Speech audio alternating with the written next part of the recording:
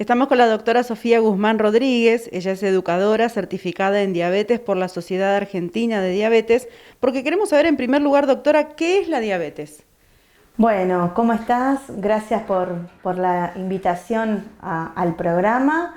Y bueno, para hablarles un poquito de qué es la diabetes, les cuento que la diabetes es una enfermedad crónica, es una enfermedad que tiene un componente metabólico y vascular, donde se comprometen todos los metabolismos del organismo, tanto de los hidratos de carbono, proteínas y grasas, y que a su vez está implicada el déficit de la producción de insulina a través de las células pancreáticas.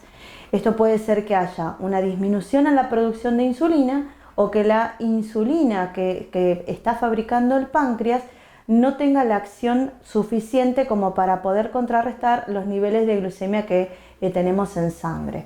Entonces este mecanismo, cuando no puede ser compensado, empieza a manifestarse con glucemias elevadas en sangre, y eso es el primer signo de diagnóstico como para poder saber que hay algo que no estaría funcionando bien, porque empiezan a elevarse los niveles de glucemia en sangre. ¿Cómo los podemos detectar? A través de un análisis clínico, que con eso confirmaríamos el diagnóstico de esta disfunción que empieza con la célula del páncreas. Este mecanismo de cómo se produce la diabetes se da fundamentalmente en las personas con diabetes tipo 2, que son los adultos mayores, la diabetes que se diagnostica entre los 50 y 60 años más o menos y en adelante, porque en la diabetes tipo 1, que es la que se da en los niños y en los adolescentes, tenemos otro mecanismo por el cual se produce esta enfermedad, y que es un poquito más compleja de entender. Es que es como una enfermedad por autoinmunidad. Entonces esto se entendería como que nuestro organismo deja de reconocer como propias a las células del páncreas y las destruye. Las va destruyendo de a poquito hasta que se agota toda esa producción de célula beta, y estos pacientes con diabetes tipo 1, la única alternativa del tratamiento que tienen es el uso de la insulina. ¿Cómo nos podemos dar cuenta las personas que estamos en casa, que no somos médicos, que podemos estar transitando por una diabetes? Bueno, lo primero que uno tiene que pensar es que si ha perdido peso muy bruscamente, descenso hablamos de varios kilos en muy poquito tiempo, si notas que tenés orinas frecuentes, mucha sed. Cuando hablamos de orina frecuente es que uno se levanta habitualmente más de noche a orinar, grandes cantidades, hablamos de litros de orina por día y consumo de líquido entre 3 y 4 litros de agua por día.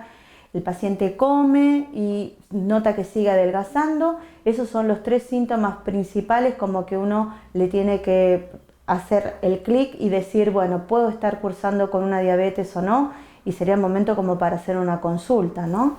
¿Tiene algún componente genético la diabetes? Bueno, la diabetes tipo 2 sí, tiene un componente genético. ¿Qué significa esto? Que si en la familia hay padres, abuelos, hermanos con diabetes, las personas tienen mucho más riesgo de poder desarrollar una diabetes. Siempre hablamos de familiares en primer grado, ¿sí? Entonces, si conocemos familiares que han tenido diabetes, lo que uno tiene que hacer es hacer una prevención para evitar el desarrollo de la diabetes en edades posteriores, ¿no? Generalmente cuando uno habla de diabetes se da cuenta que a su alrededor hay mucha gente que la padece. Ahora, ¿cuál es la prevalencia real en la Argentina? Desde la última encuesta de factores de riesgo nacional tenemos ahora calculado que la prevalencia es de 12,7%. 12,7%, estábamos con una prevalencia de 9,8% y hoy estamos con 12,7%.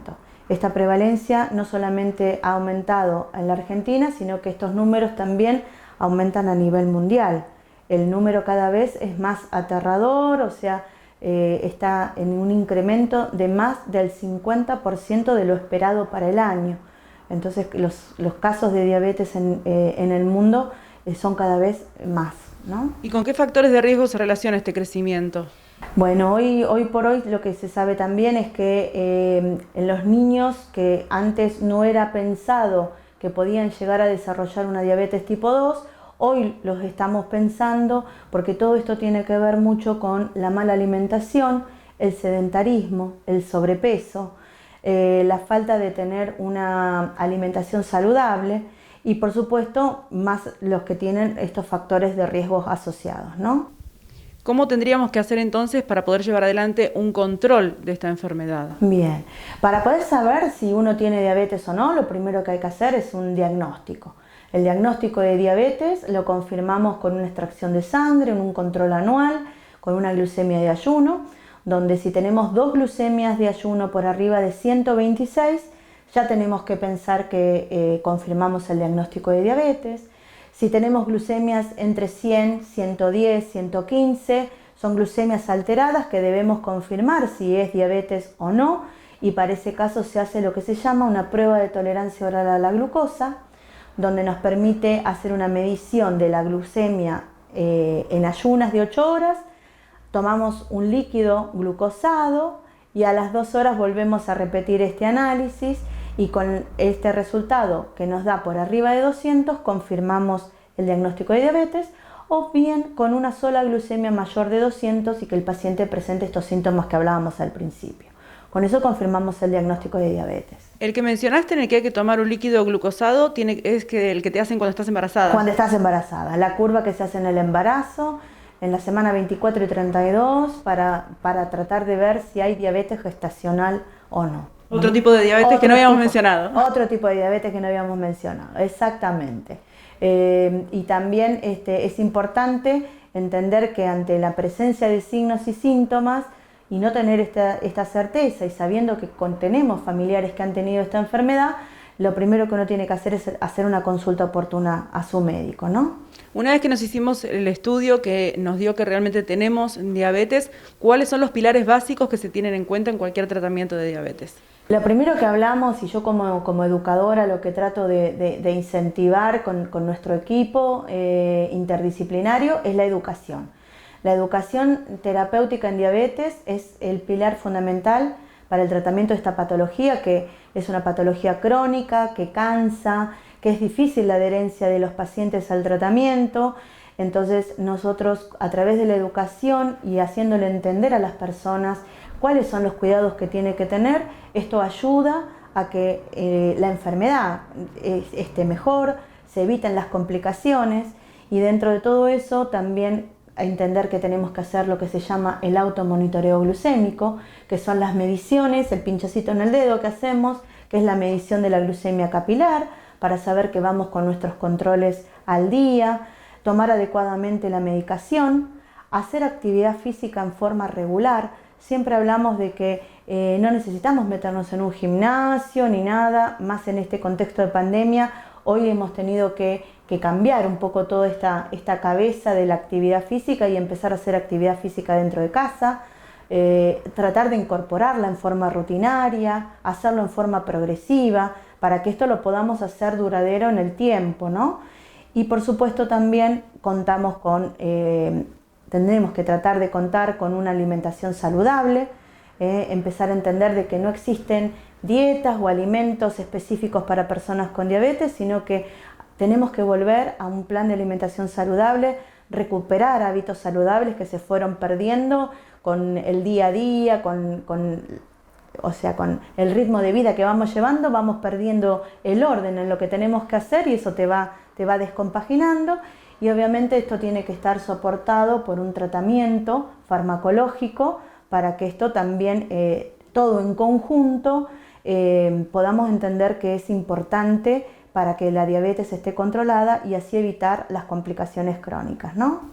Mencionaste el COVID-19 e inevitablemente tenemos que pensar en cuál es la relación que existe entre el COVID-19 y la diabetes, o cuál es la predisposición que tendrían los pacientes con diabetes hacia el COVID.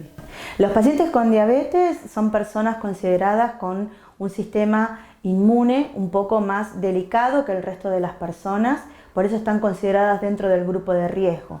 Lo que no implica que porque tengas diabetes vas a tener coronavirus, eso tiene que quedar claro, ¿no? Lo fundamental es que una persona con diabetes y con el coronavirus, sabemos que lo que produce el coronavirus en un principio es un síndrome respiratorio, como una gripe cualquiera. Las personas con diabetes se pueden dar cuenta de que puede estar pasando algo raro porque se empiezan a alterar sus niveles de glucemia, que por eso es importante el automonitoreo, pero saber que si mantenemos todos los cuidados, mantenemos la diabetes lo más controlada posible en cuanto a sus niveles glucémicos y hacemos ordenadamente el tratamiento, cualquier persona con diabetes que pueda contraer esta enfermedad por coronavirus puede presentar desde síntomas leves hasta por ahí los síntomas más complicados, pero que todo se va a resolver de mejor manera en los pacientes que realmente controlan la enfermedad o cumplen con todas las pautas de seguimiento y de control, ¿no es cierto?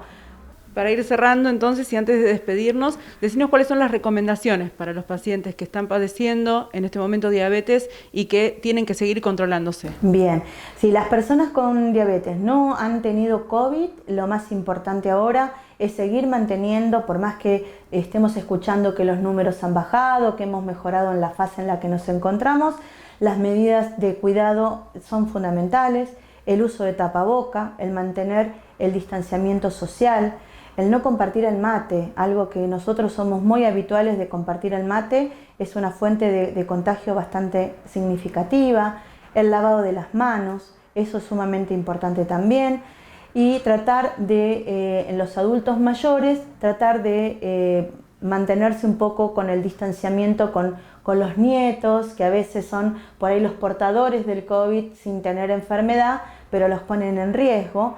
Y si las personas con diabetes atravesaron una infección por coronavirus, es fundamental el control post-infección del COVID con el diabetólogo, el médico clínico y hacer fundamentalmente un control cardiológico, ¿sí? En diabetes, la enfermedad cardiovascular es una de las principales complicaciones en diabetes y es sumamente importante que a pesar de que uno esté en pandemia, no discontinuar esos controles que anualmente deberían hacer las personas con diabetes. Y ni hablar si tuvieran alguna complicación por COVID, es indicación de hacer el chequeo cardiológico, diabetológico y clínico también, ¿no? Doctora, muchísimas gracias. Bueno, gracias a ustedes,